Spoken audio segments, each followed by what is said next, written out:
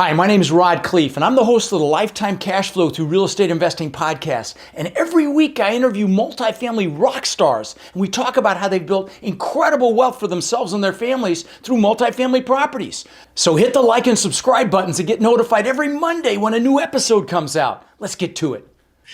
Welcome back to Multifamily Rockstars. Now, this is where we interview people that are crushing it in the multifamily space. Now, as a reminder, this is our new show where, you guys get the inside scoop how, people like you that become multifamily investors are creating massive success in their businesses and in their lives. And we've also got our co-host, who's the director of my massive action team for the Warrior Group, Mark Nagy, on the call. Mark, what's up, brother?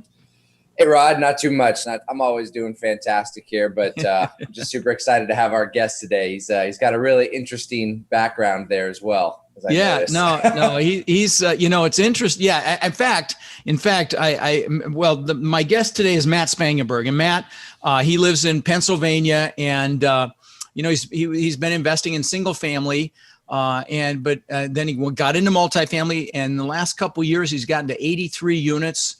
I don't want to steal his thunder, but he also runs a very successful construction company. Matt, welcome to the show, brother. Hey, Rod, thanks for having me. Yeah, absolutely. So, before we started recording, you reminded me of some things, but talk a little bit about your story, but then bring in the what we talked about before we started recording, because that's really interesting. Sure. So I started in single family homes, kind of the just me mentality, do it all myself. Was buying singles with my own money. And obviously that limits you to how many deals you can do at a time, usually one, maybe two. And I wanted to grow, wanted to get more, found your podcast, start listening to your podcast, signed up for your coaching, and realized it is a team sport. Mm-hmm. So I brought in a partner, and we started doing 2, 3, 4 at a time. Mm-hmm. I thought, man, that's great, but why stop there? More money, more deals. So we start bringing in investors, and I don't think I understood the concept that little old me could buy a big multifamily. I didn't have enough money. I didn't even think that I could raise money. But, after doing the coaching and getting motivated on the, I would listen to your, what's it called? It's been a while now, where I watched watch the video courses. Sure. Online course. Yep, yeah. I was doing an online course in the mornings as I ran on the treadmill. And then I got off the treadmill, hit the job, hit the day running, and I'm totally motivated. So multitasking, man. Yeah. Suffering through me and exercising at the same time. Wow. That's painful, man. Took my mind off of everything. But yeah, so then I got into small multifamily and $1 million stuff. And now I'm looking for more. Just can't stop. So talk about just I got to have you go back and talk about, because you were one of those people that suffered through my first event, right? It was great. It was awesome. First event in Tampa. It's been about 3 years? Yeah, probably about that. Yeah, about 3 years ago. And talk about what you did at that you mentioned that before, and I would like to share that with my listeners. Yeah. So your first event in Tampa, I came and I brought my business partner, and we, networked with a ton of great people, which I'm still friends with today. But one of the things you make us do is write down our goals and our dreams and all that stuff.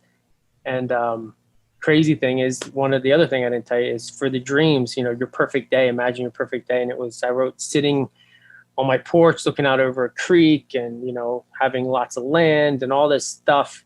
And just a couple months ago, I bought a 100-acre estate farm with an old farmhouse with a creek with trout and a pond with bass and porches, and we're doing an addition. And it's just like my perfect day is just right there already.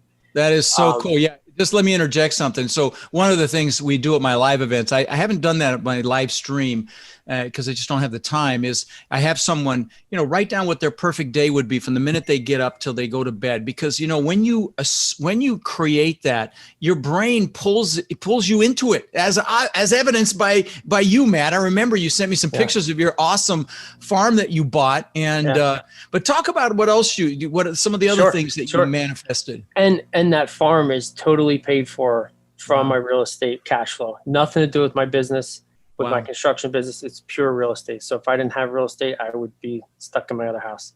Wow. But anyway, so one of the goals was, where do you want to be in 10 years, 1 year, 2 years? At the time I said, man, if I could have 10 million in real estate, either own myself or JV with a partner, I'd be set. Like, to me, that was, you said in 10 years, right? 10 years, Right. 10 million. That was my goal. And that was far out there for me at the first event. Like, wow, I could never make that. And I said 100 units, 10 million. Well, 3 years into it, a couple weeks ago, we closed on a 13 unit, which puts me at 83 units and 10 million in real estate. So Boom. I made my 10 million goal in 3 years, not 10. Boom.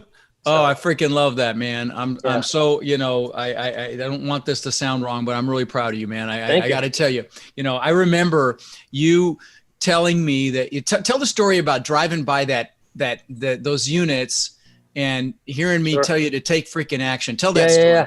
Yeah. So then after I get off the treadmill and I'm all motivated, I'm driving to work, same way I go every day to work. And I passed the for rent sign of a dilapidated building. And I said, I should call that guy. And I called him and didn't get an answer. So forgot about it. Didn't leave a message. A couple of days later, I drove by again. And I thought, I didn't have the number. I thought I should call that guy. And I passed it. And I said, I'm too busy. I'll call him tomorrow. And I thought, no, Rod said, take massive action. So I stopped. I turned my truck around, drove back, wrote down the number, called him. This time he answered. And he said, you calling about my apartment for rent? I said, no, I'm calling because I want to buy your whole building. Do you want to sell your whole building? And he said, actually, maybe make me an offer. And, long story short, we bought that building, renovated it, committed first, didn't have the money, but I made him an offer and he accepted it. Then I had to go raise the money. We renovated it and bought it for 3, put 5 into it, and it appraised at 1.2.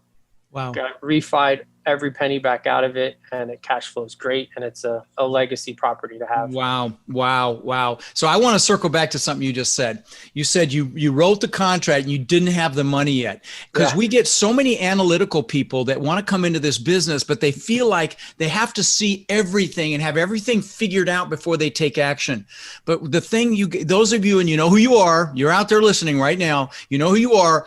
You don't have to know the entire journey. You just have to take that next step. The next step will be revealed. You can drive all the way across this freaking country at night, seeing 50 feet in front of you, and you'll make it. Why? Because the path is already there. The steps are already there. You just don't have to know it all. You don't even have to know all the people. I tell the story of my live stream where on Labor Day, this last Labor Day, my partner Robert got a call on a beautiful asset in South Carolina that we're going to close on next week. And, he had 24 hours to make an offer on Labor Day. He did it. The seller was so impressed they didn't even hire an attorney.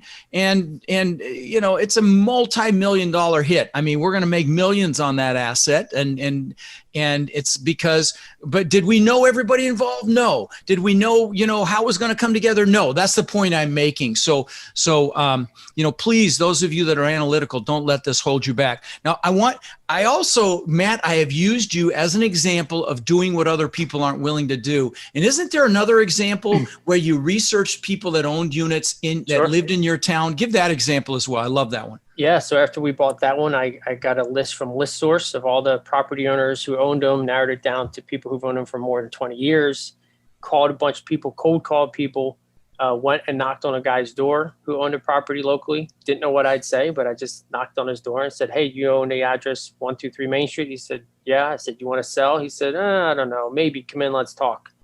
And now you own it. A couple months later, negotiating, we bought it. We got him to seller finance, 100% seller finance it. Then we renovated it, fixed it up, refied it with the bank, paid him off, and it's all cash flow now, locked in. Beautiful. And new one to that was 3 years ago when I was right off the treadmill, motivated. I called a bunch of other people. One guy I called, he had a 13 unit. I said, you want to sell? He says, not right now, but I'll keep you in mind with everybody else. I kept in touch with that guy over the last 3 years, calling him every 3 to 6 months, touching base. How's it going? You think about selling? Not yet. He called me out of the blue about 4 months ago. Matt, I'm ready to sell. You want to buy? Absolutely. We closed about 2 weeks ago. Oh, man, that's beautiful. Not on the market. And that was something that's something 2-3 years later comes back to benefit you just by reaching out, touching base, being friendly, not pushy, but love it. Love it. Mark, I've been monopolizing the questions. Please ask Matt some questions. Matt and I are now old friends. He was in fact, when you joined the Warrior program, I think there were like 8 or 9 people in the program, right? And they're all very successful now. It's crazy as they're all successful now. First name basis, everyone on the call. Anyway, Mark, please fire away, my friend. Well, no, man, I love 2 of those things that you just said. Number one, off market, getting those deals, doing the things that other people weren't willing to do. Because I'll tell you, people call into us all the time saying, oh, I've been calling the brokers and there's so much competition out there, right? But they don't realize that if you do those extra things, you can get the deals with no competition, right? So that's always really cool to hear that you're doing things like that. But also the other competition knocking on your door. There's not many people knocking on your door. No. Exactly. No, that takes, that's how I did it too. When back in the day, I bought 500 houses in Denver, knocking on people in foreclosure. Hey, I'm Rod. I'm sorry, having some trouble, blah, blah, blah. And it takes some cojones to do that, but it's so freaking worth it. Right. Mm-hmm. Yeah. Please continue, Mark. No. Yeah. Yeah, no, that's an amazing tip that a lot of people will take away good things from. But the other thing that you mentioned was that you just committed to the deal, right, without having that money raised. And again, I that's another question I get. People ask, do you really just commit to a deal and then raise the money later? How does that work?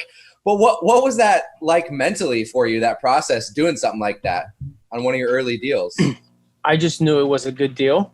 I ran the numbers. It was a good deal. It made sense. And I knew I had a deal. And I can find the money. So I wasn't too concerned about it. It was more like, who do I want to bring in on this deal? Attitude. Who do I want to bless with this opportunity that I just found and I just got locked up?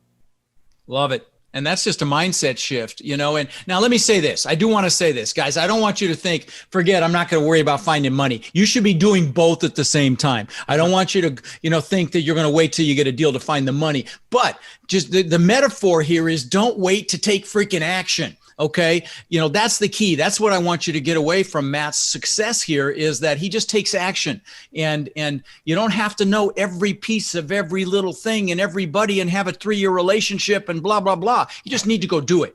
And so, Mark, ask some more of your questions, please. No, I love that. And I mean, it sounds like you have a couple of things that you're really, really good at, Matt. But like one of the things that that we do with our Warriors is we figure out what is your superpower, quote unquote, right? And then figure out how you can add the necessary pieces around it to be successful in this business. What would you say that your superpower is here? I would say creativity and persistence. Mm-hmm. So I don't do anything by the book. So I mean, mortgage, Tell us more. Lenders, bankers, my title company, every time I call them, I say, I got a question. They say, all right, let me get my thinking cap on, because I always ask them these off the chart questions that they've never heard of, but they say, well, I've never heard of that, but I don't see why that wouldn't work. And that's kind of how I like to structure my deals with owner financing, them holding part back or doing all kinds of creative things that, are totally legal, but the title companies do the same thing every day, the same way. They don't like to think outside the box. Mortgage brokers that I've been dealing with, they've been doing it for 10, 15 years. And they're like, wow, how did you get him to hold that? How'd you get him to structure that? How'd you get him you only put 10% down? How did you do this? And I'm like, well, it's actually, I put nothing down because somebody else put the 10% down. And it just blows their mind that not doing things kosher by the book. In my training, I teach you, to be a problem solver, and you've taken that to a whole nother level, because, when you can solve problems, success is inevitable. That's truly the bottom line. So go ahead, Mark. Could you give an example on that, just for the people listening, of like what would be a creative structure of what you mean? Sure. So the one property that I knocked on a guy's door, he wasn't even thinking of selling. And he went from, I don't want to sell, to a couple of weeks later, after multiple trips to the diner and having lunch with him and breakfast with him and talking with him, to financing it, owner financing it 100% for 2 years. So we literally, my partner and I bought the property with zero money down, not even a deposit. Like, he needed nothing. Wow. He financed the whole thing. And we told him, because we want to, we'll gladly give you a deposit, but whatever we give you is going to be that much less you're getting interest on. And we want to take the money that we want to give you and put it back into the building. He owned the building for 30 years. He loved the building. It was his baby. For us to say, we're going to put a new roof on, we're putting new windows in right away, we're going to clean it up. He said, keep your money, put it into the building. I'd rather see that. So I've done the exact same thing. I've done the exact same thing. I talk about it in my events, and I'm so glad you gave that example, buddy, because the thing that I don't want to gloss by is you went and had breakfast with him. You had lunch with him. He was a retired guy. Yep. Guys, one of the biggest keys to success if you're dealing with retirees is bonding with them. Seller bonding is huge. You focus on the relationship first and the property second, because people, when they get older, they're relationship driven. They're not money driven as much anymore. They're really about relationship. And you did that naturally. I mean, maybe you heard me say it, but you did it anyway, because that really is, you're not bonding with them to take advantage of them, but you created an absolute win-win. Good for him, good for you. Everybody wins. And I just want to draw attention to that, because that's so important when you're dealing with retirees. And, one of the other things that he glossed over is that we teach you to do is to go after people that have owned 20 years for that very reason, because candidly, if they've owned that long, first of all, they're fully depreciated on the property. So they have no tax write-offs anymore. So at best, they're going to end up with 60, 70 cents on the dollar. Secondarily, they're going to take that money and put it in the bank. And what's the bank paying? Hell, it may be negative interest before too long, but let's assume it's 1%. So if you go to them and you offer 3, 4, 5, 6% interest, and their payment, and they're only paying taxes on the amount they get from you every year, their payment from you is like 3 or 4 times what they'd get in the bank. And it's almost always an absolute win for them. You're actually doing them a disservice if you don't have that conversation. So, you listened well, my friend. You really did. Well, I got to tell you, I didn't know all this. This is so cool to hear this. Another thing I did with the guy that didn't want to sell, but 3 years later sold to me, was I reach out to him with adding value. He actually lived up here. He moved to Florida. So he's a long distance landlord now. I call him, hey, did you hear that, we just had a hailstorm and tons of roofs got damaged. You might want to look into checking your insurance. Hey, nice. Great. Thank you. I reach out to him when COVID started. Hey, just want to check in. How you doing with your rents? Here's some tips I learned to help get rents, and just add value, not just pestering him, hey, do you want to sell?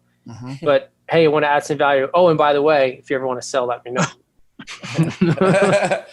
Love it. I love it, man. That's so awesome. And that's how my whole, all of this, the Warrior program, the podcast, everything is built around adding more value. We're constantly improving it. By the way, if you're listening and you're interested in our Warrior program, text CRUSH to 41411. Text the word CRUSH to 41411, and you'll get on a call with Mark or one of his team members, and we'll see if you're a fit. You'll see if we're a fit for you, but we'll also see if you're a fit for us. But it's an exciting group of people. I mean, what do you think about the program while I'm talking about it, Matt? No, I think it's great. I think it keeps you accountable. You meet a lot of like-minded. Everyone thinks they're the only ones thinking this way. They think they're in a nominee if they're going to buy rental properties. You get on the groups and you're like, wow, everybody's doing this all over the country. And I met a lot of friends that, guys in Tennessee, guys in Virginia, all over, that we talk and bounce each other ideas and bounce creative ideas, stuff they're doing, stuff I'm doing, try to intertwine those ideas into different deals. Love it. Love it. Love it. Go ahead, Mark. Beautiful. Well, really quickly, just on one of your last points, I wanted to say I agree in that it's awesome that you found the motivation of the seller, right? And in that case, getting to know him, it sounds like money wasn't his main motivator, right? One of his main motivators was money, but it sounded like one of the more important ones was that he wanted to see his building get fixed up. And that's why you were able, I'm sure he was super happy with your guys' terms, because he was able to see that. And that's a great thing, that just walking into a deal thinking that everybody's motivator is going to be money, right, is not true, right? You got to get to know the people and understand them. And that's an awesome tip just to take away of how you can structure deals that is a win-win for everybody.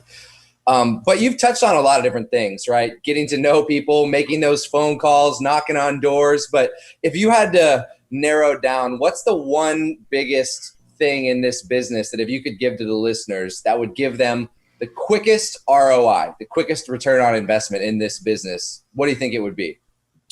I would say the mindset of committing first, figuring it out later, not having everything up front lined out, but also, focus on finding deals. You find the deals, the money will come. So commit to just find deals.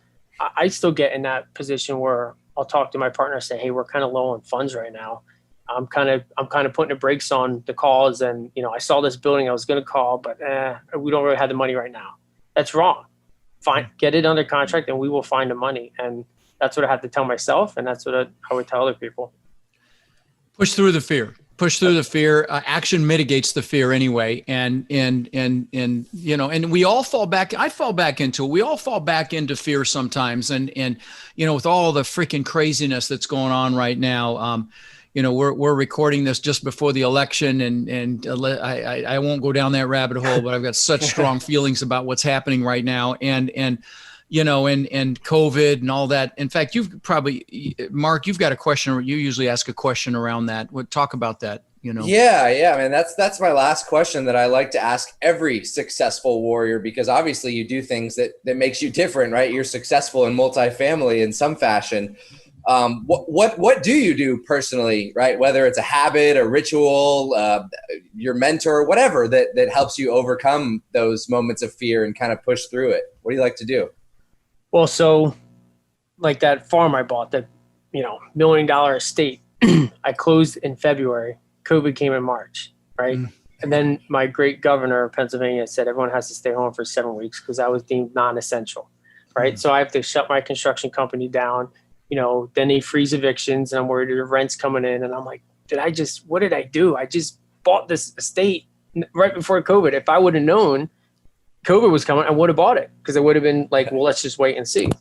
I was talking to a friend of mine who's in the business too, and he said, I'm a believer. I believe in Jesus Christ. He's my savior. I believe in God. And he's like, look, God knew this was coming. He let you buy that property. He knew COVID was coming, and maybe he let you buy it before because he knew you wouldn't have the guts to buy it after. So, I think of the greater good. God's in control. You don't be stupid. You don't go out there and over leverage and do stuff. But there's always fear in the world. There's always things. You just have to push through and know you're doing things smart, do things right, don't cheat people, and, the rest is in God's hands. So that's kind of where I get my advice.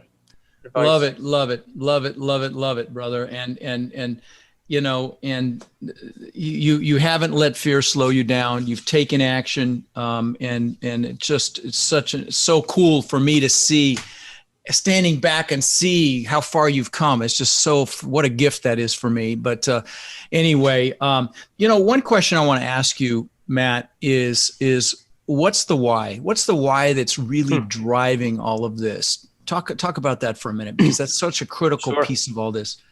I would say my why is my family. Yeah. I had a good life, had money in the bank, had cash flow coming in. But my why was to provide a better life for my family. I have 4 girls, and buying my farm estate that I bought is fulfilling that. Because for years, I'm seeing my cash flow go up. I'm seeing my net worth go up. I'm seeing my portfolio go up. But my wife and kids didn't experience anything from that, because I wasn't spending the money. I was reinvesting the money back in the business. Right. But when we finally bit the bullet and did this, now it's like they are now benefiting from all my hard work, from all of our cash flow.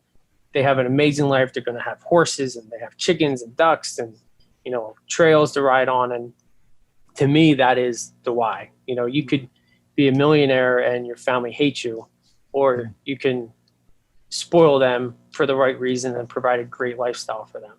I love it, man. I love it. I would encourage you, because you've already created this incredible environment. I would encourage you to think what's next. Yep. Think what's next. Think, what else can you do? And maybe it involves, more legacy building for your girls, where they have assets when they are old enough to understand what they are, and don't squander them or whatever. I mean, I would encourage you to do that. Well, awesome, brother.